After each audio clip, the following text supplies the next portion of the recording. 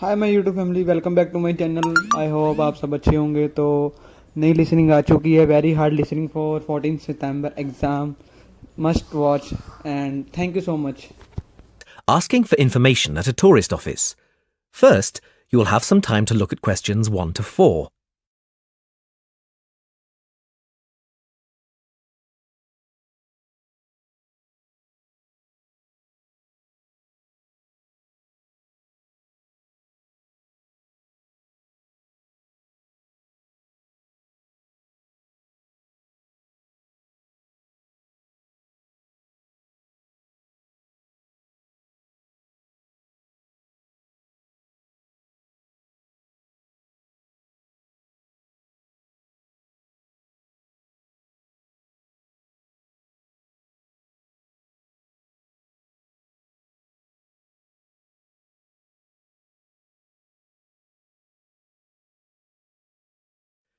Now we shall begin.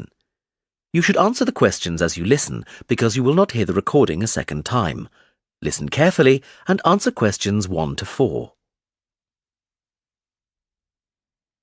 Hello, how can I help you? Hello. Is it possible to book a bus tour of the city here? Of course, sir. When would you like to take the tour? There are tours in the morning, afternoon and evening. Sometimes it's nice to see the city at night with the buildings lit up. We'll be going out for dinner tonight, so we'd prefer to go this afternoon. Oh, and it's for 2 people. Right. Now, I just need some details.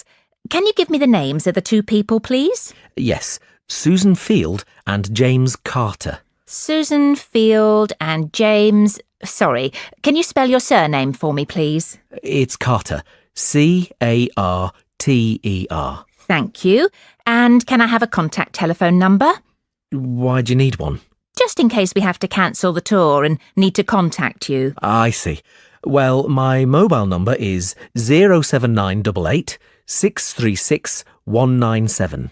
That's 07988 636 197. Now, can you also tell me which hotel you're staying at? The Crest Hotel. Oh, no, sorry. That's the hotel we're staying in next week. It's the Riverside Hotel.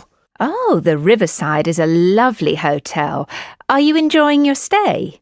Yes, we are, very much. We'd definitely recommend it to others. Oh, I am glad. Now, I can book you on the tour at 4 p.m. Would that suit you? Alternatively, there is one at 2. 2 would be better for us, please. Right. That's booked for you, sir.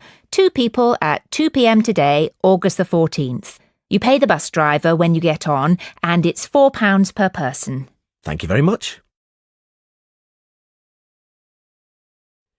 Before you hear the rest of the conversation, you have some time to look at questions 5 to 10.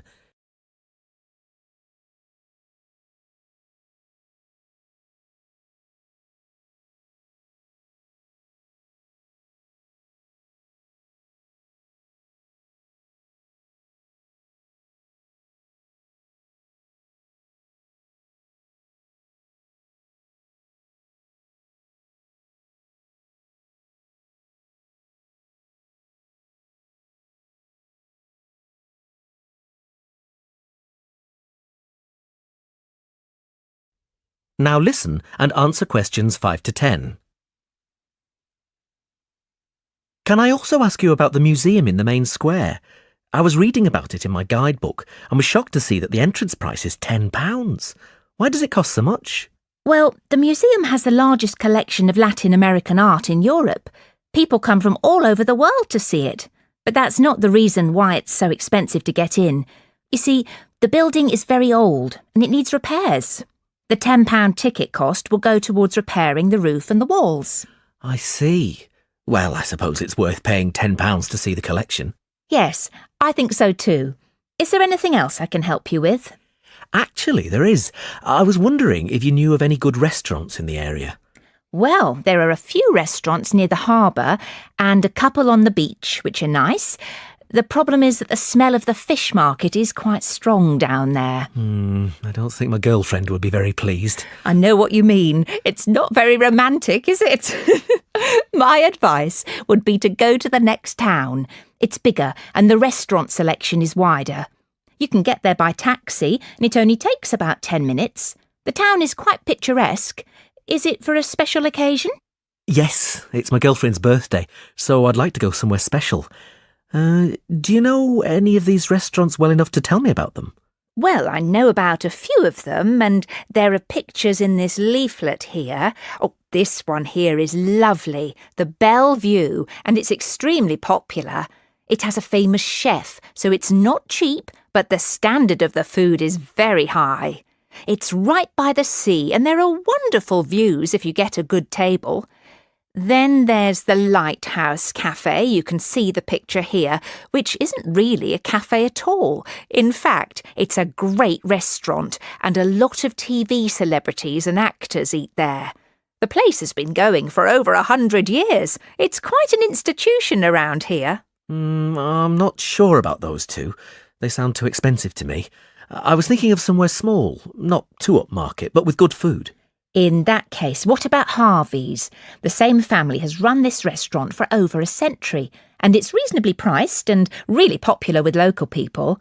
Oh, and there's another family-run restaurant, Stonecroft House. New owners took over a month ago, and they're getting good reviews. There's a new chef there, and the food is meant to be very good. This leaflet has the contact details for all the restaurants, so you can just call them if you'd like to book a table. Great, thanks. You've been very helpful.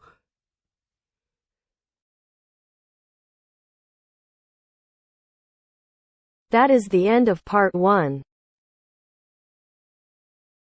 You now have half a minute to check your answers.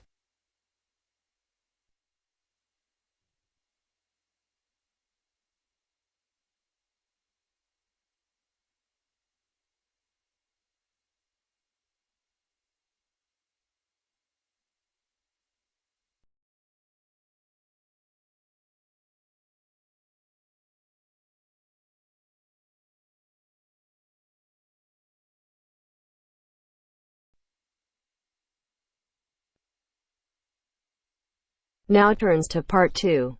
Part 2. You will hear an extract from a talk about employment interviews. First, you have some time to look at questions 11 to 14.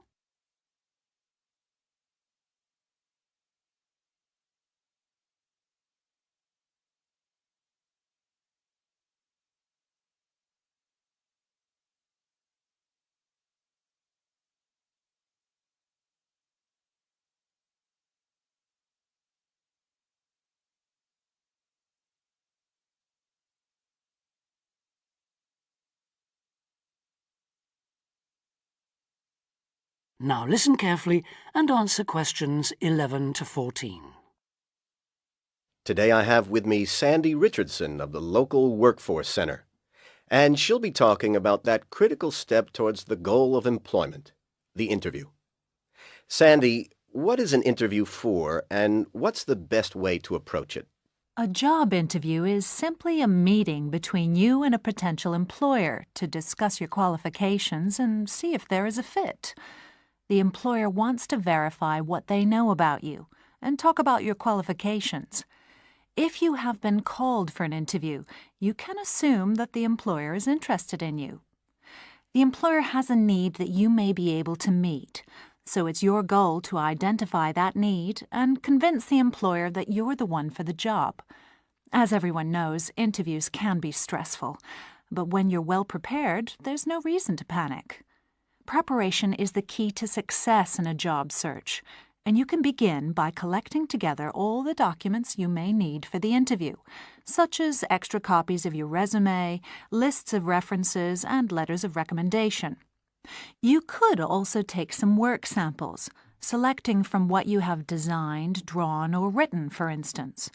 And make sure you have a pen and pad of paper for taking notes. The next step is to find out about the post. The more you know about the job, the employer, and the industry, the better prepared you will be to target your qualifications. Always request a job description from the employer and research employer profiles at the Chamber of Commerce or local library. You could also try to network with people who work for the company or with employees of companies associated with it. The next step is to match your qualifications to the requirements of the job. A good approach is to write out your qualifications along with the job requirements. Think about some standard interview questions and how you might respond. Most questions are designed to find out more about you, your qualifications, or to test your reactions in a given situation. If you don't have any experience or skills in a required area, think about how you might compensate for those deficiencies. Before you hear the rest of the talk, you have some time to look at questions 15 to 20.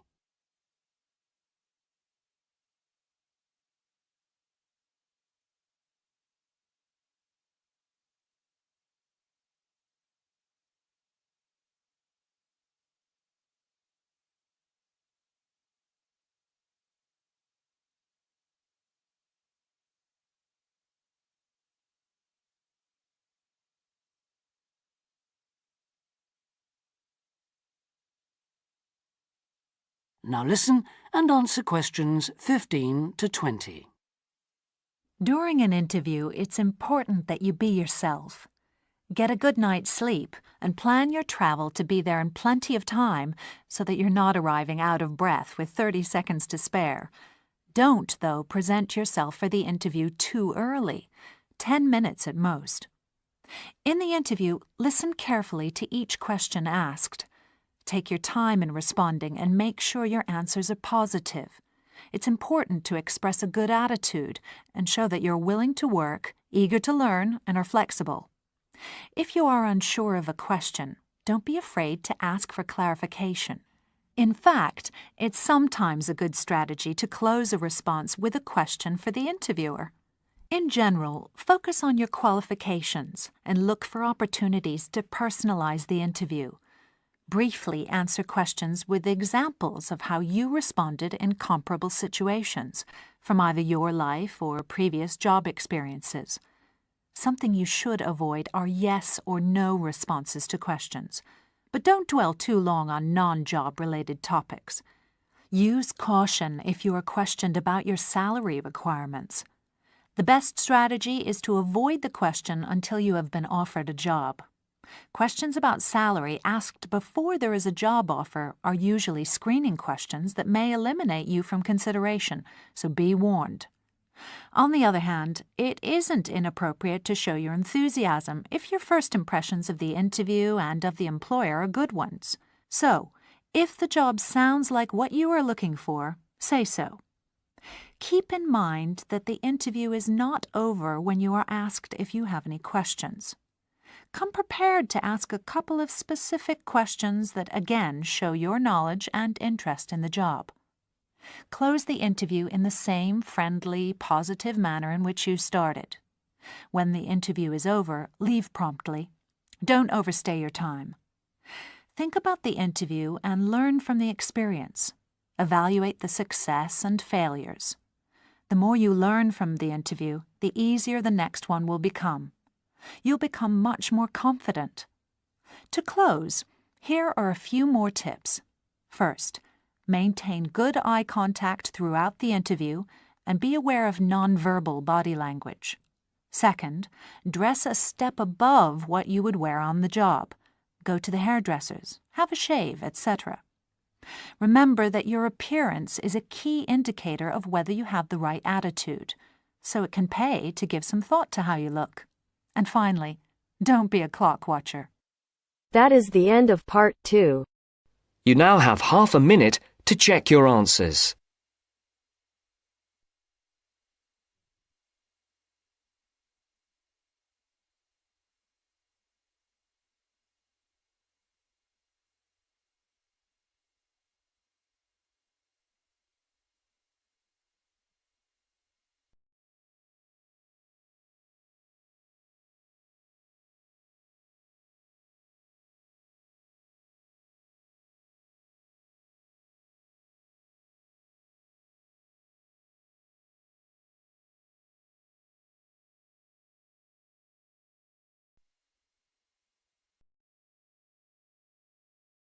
Now turns to part 3. Part 3. You will hear two students, Jenna and Marco, discussing a business studies project they have to do. You now have 15 seconds to read questions 21 to 24.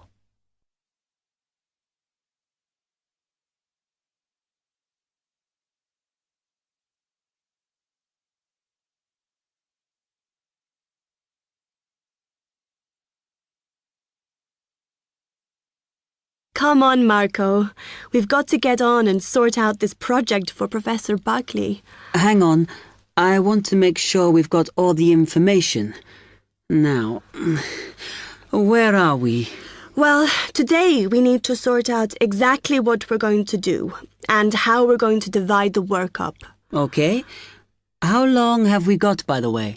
The end of term is April 6th, and he said to hand it in on week 8, so that's March 25th at the latest, because the beginning of that week is the 21st, so not long. Right. Have you got the notes there? Yes. He wants us to do a fairly small-scale study, like the last one, on whether or not businesses were offering more benefits to staff. And we've now got to look at the rise in older workers. It should be fairly straightforward. Yeah, as long as we keep it small. Who's marking it? I don't know. Sometimes he gets the PhD students to mark it for him. Oh, actually, it just says here, a senior lecturer. I suppose it's too much for Professor Barclay to do them all. Yeah. Anyway, how are we going to go about this? Well, we have to decide how big we want it to be and who... Yeah, but I think we must sort out a timetable for the project. Otherwise, nothing will get done. Okay. Do you want to do that? All right. I'll do it as soon as we finish here. Before you hear the rest of the talk, you have some time to look at questions 25 to 30.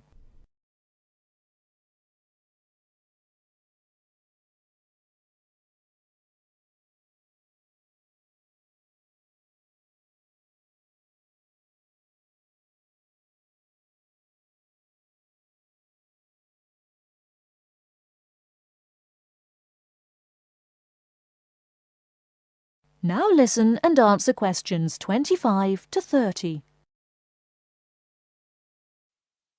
Okay, what do we have to do now for the project? What's the best way to go about it? Well, Professor Carter suggested we set up a focus group to get some in-depth interviews, but I think that'll take a lot of time. Yeah, I agree.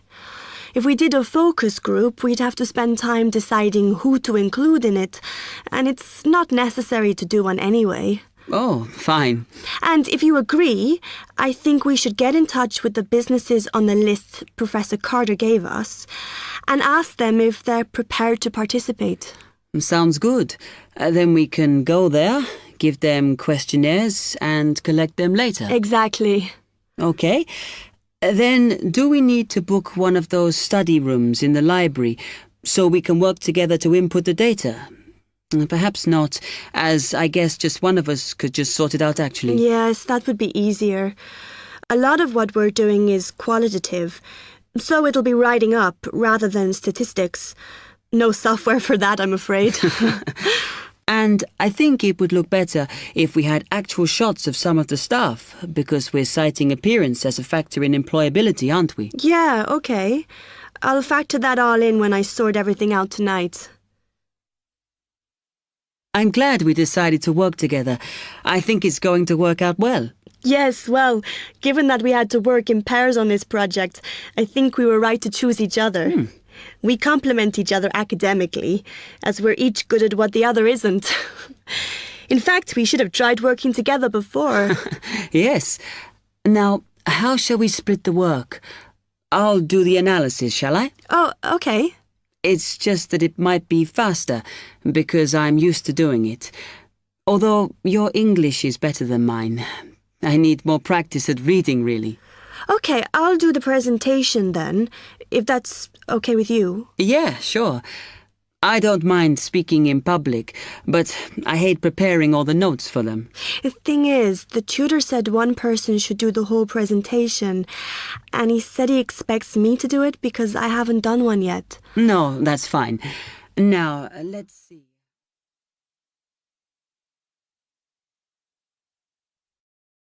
That is the end of part 3. You now have half a minute to check your answers.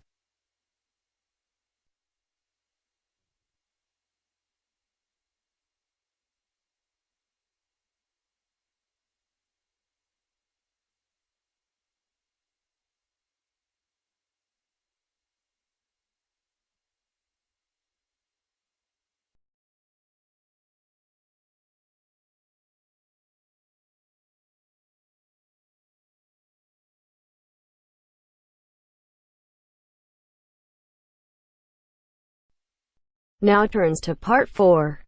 Part 4. Now listen to the second part of the lecture. As you listen, complete the notes below.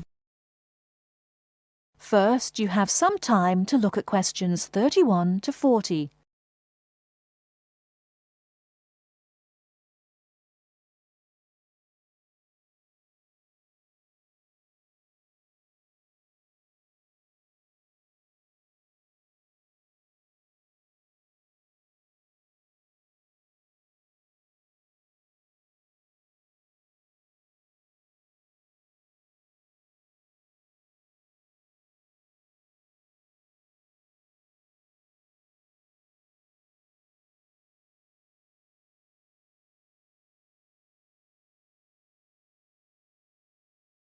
Now, listen carefully and answer questions 31 to 40.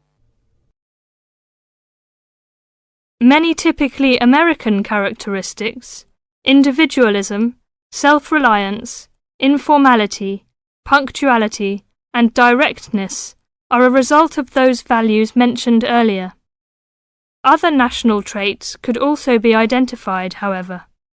1. Americans cooperate. Although often competitive, Americans also have a good sense of teamwork and cooperate with others to achieve a goal. 2. Americans are friendly, but in their own way. In general, friendships among Americans tend to be shorter and more casual than friendships among people from other cultures. This has something to do with American mobility and the fact that Americans do not like to be dependent on other people. Americans also tend to compartmentalize friendships, having friends at work, family friends, friends on the softball team, etc. 3. Americans ask a lot of questions, some of which may to you seem pointless, uninformed, or elementary. Someone you have just met may ask you very personal questions. No impertinence is intended. The questions usually grow out of a genuine interest. 4. Americans tend to be internationally naive. Many Americans are not very knowledgeable about international geography or world affairs. They may ask uninformed questions about current events and may display ignorance of world geography. Because the US is not surrounded by many other nations, some Americans tend to ignore the world. 5. Silence makes Americans nervous. Americans are not comfortable with silence. They would rather talk about the weather than deal with silence in a conversation. 6. Americans are open and usually eager to explain. If you do not understand certain behavior or want to know what makes Americans tick, do not hesitate to ask questions. Just as values and traits differ somewhat from one culture to another, so do the personal habits associated with good manners and courtesy. While very often there does not seem to be any particular reason why a particular way of doing something is considered good manners, observing these cultural rules will make Americans more comfortable with you, and therefore you with them.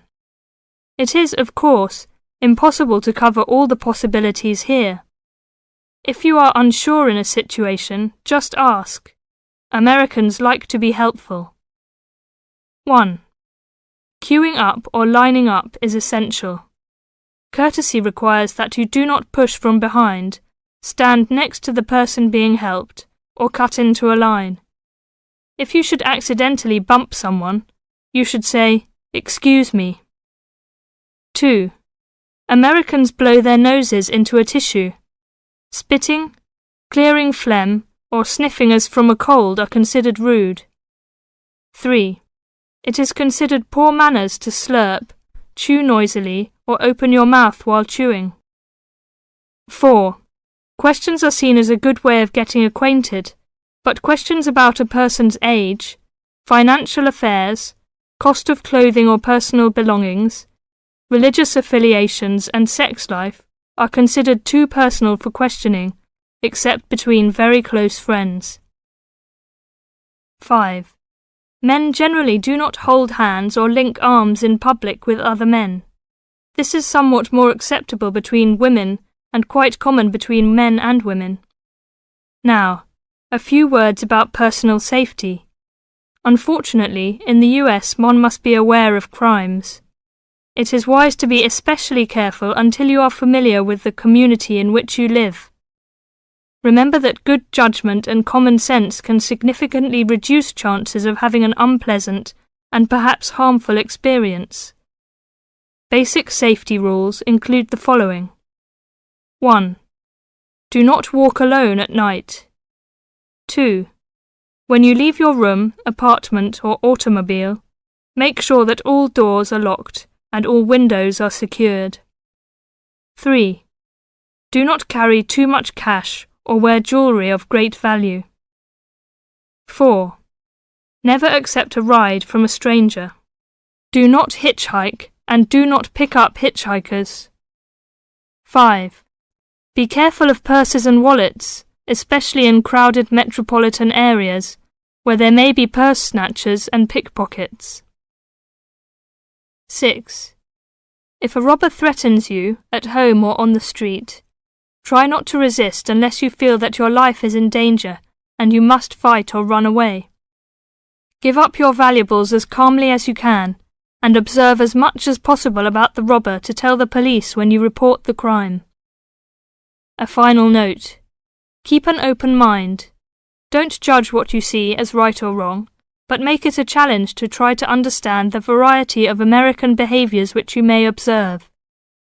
You certainly do not have to participate in something you disagree with, but you can try to understand it. This will help you build an attitude of intelligent and liberated respect for cultures, both your own and others. That is the end of part 4. You now have half a minute to check your answers.